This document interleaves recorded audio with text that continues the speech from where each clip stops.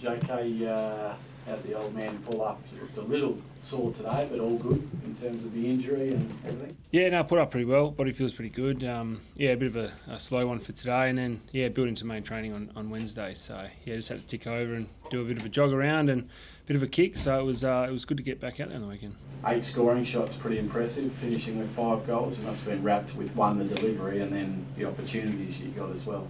Yeah, look, boys up the field have been doing really well. We've been getting a lot of, I suppose, supply inside 50, which has been great for the forwards. And I probably got a couple of lucky ones over the back and a couple of lucky free kicks, so they all add up. But no, look, it was just good to get back out there playing with the boys, and especially at the new stadium. It was the first time I played there, so it was pretty cool to be out there.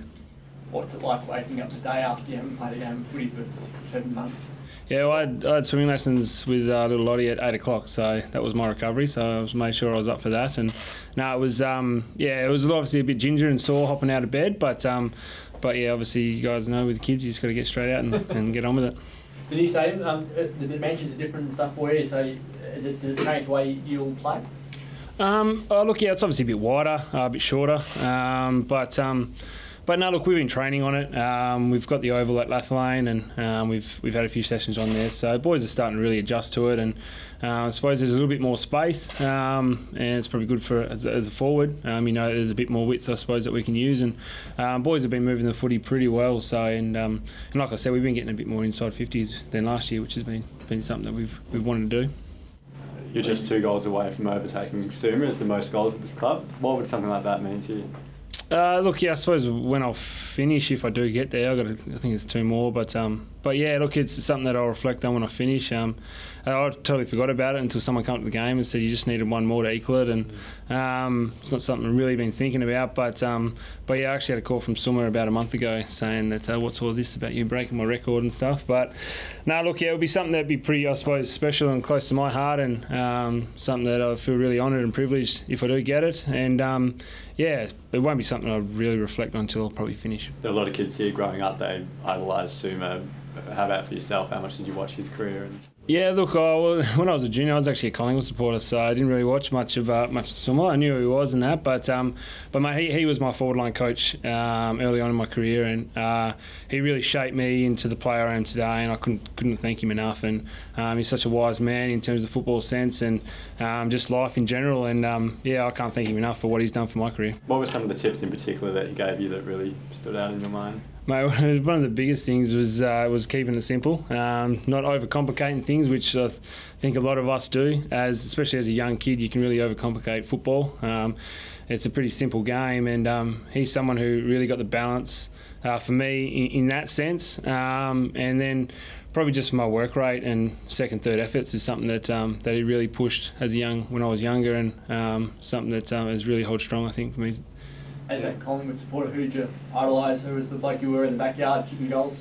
Yeah, well, Bucks, obviously. Yeah, Bucks was my favourite player. But Scotty Burns, he wore number 17. That's always been my favourite number. So, and then he came and coached us, which was pretty surreal. So, but yeah, those two are the 2 players I looked up to as a kid. What about from a goal kicking perspective as a key forward? Is there someone who you looked at and went, I'd love to be that dude? Yeah, well, big Jonathan Brown, obviously, was someone who I always looked up to, and Nick Rewalt, are 2 guys that that I really watched closely. And obviously, as a junior coming, I suppose, into the AFL as a young kid, yeah, those guys were someone I watched every week, and Nick Rewalt's tape I watched every Monday with Phil Walsh was something we did for a good couple of years. What did you try to steal from him? Well, I couldn't steal his speed, that's for sure. I'm not quick enough, not Nick, but just his leading patterns and the way he was able to cut angles and get split on his opponent was something that I thought, I really wanted to bring in my game, and it's something I really watched. How aware do you reckon when you thought, I get this, I'm going to be a good player? When does it key forward? Because it takes time to get into it. When did you say, I don't think I've got there yet. No, it's no. Look, as I suppose coming through as a junior, you just want to play, and then you're able to start stringing a few games together, and then I suppose you start to understand the game and the way the weeks work and everything with training, and you start to understand your body a bit better, and then you fall into, I suppose, you know exactly what you need to do to get up and to hopefully perform well each week. So it's just about doing all those little things during the week to make sure that you're in good stead for the game every week. Got a lot of avenues to goal, it seems like, at the moment, Dave. How do you feel like you're as potent a forward line as you've played in at the club? Yeah, definitely. Yeah, look, we've yeah, we've always wanted to make sure we have multiple goal scorers, and you know, we've got a couple of guys up there who can kick some good goals. And this year in general, yeah, we've seen our young kids come in, like obviously Waterman, Liam Ryan, Dan Venables, who have Willie Rioli's another one who can all kick goals, and they have, which has been something that's pretty exciting for us as a group. And we don't just have one or two guys that we're relying on to kick goals. We've got a multiple spread, and like I said, with the more inside 50s we've been getting, it's really helped with that. With Jack and Scott down there, how did you feel that worked on the weekend? You think that's something you can continue with going forward? There's three big guys, and Nick down there at times as well. Yeah, definitely. Yeah, obviously the more tours you can get down there, the better, because yeah, obviously, like I said, we get inside 50. We need to be creating the contest, and we've got the guys on the ground now. We've got Cripper, we've got Lecker, Willie, Dan Venables, these smaller guys who can crumb the footy. So it's been working well. So as much as we like obviously Scotty and Nick in the ruck, it's always good to have them down up forward. So you most said after the game on the weekend he doesn't know quite where you guys are at the moment, but do you feel like your brand of footy can stack up against the best teams? I mean, it did against Geelong, didn't it, for 3 quarters? Yeah, look, that's something that every team I suppose works on, is working on your brand of footy and the way you want to play, and we've been trying to build that over the last few years, and we've got a pretty young group now, and had a good pre-season, and we sit down in the play group, and you know, the brand of footy we want to play, it doesn't matter whether we win or lose, we just want to make sure we're consistent with it, and that's something that we've been, I suppose, able to do over this start of the few rounds. And obviously Geelong, they're going to be top 4, and it was good to get a win against them, and we lost against Sydney, but we still had, I suppose, that brand of footy that we wanted to play. So we'll just keep pushing forward for the next weeks to come. But yeah, like you said, we've worked hard on, I suppose, getting to where we want to be in pre-season, and you know, it's just a matter of performing it on game day. JK, sorry, we came in late, hope it hasn't been asked, but Simo was saying that you've been putting your hands up for weeks, and you finally got the opportunity last weekend.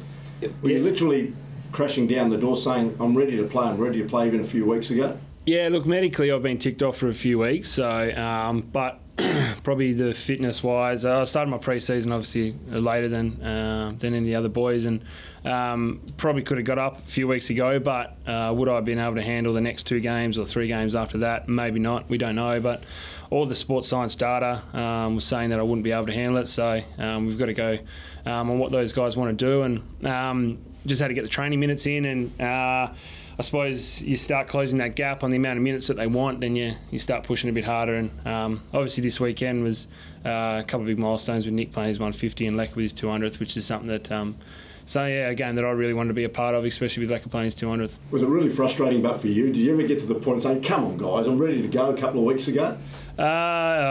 Just like football, it's just like a roller coaster. Some days you feel $1 million, and some days you feel like you need to retire. So, yeah, it was up and down.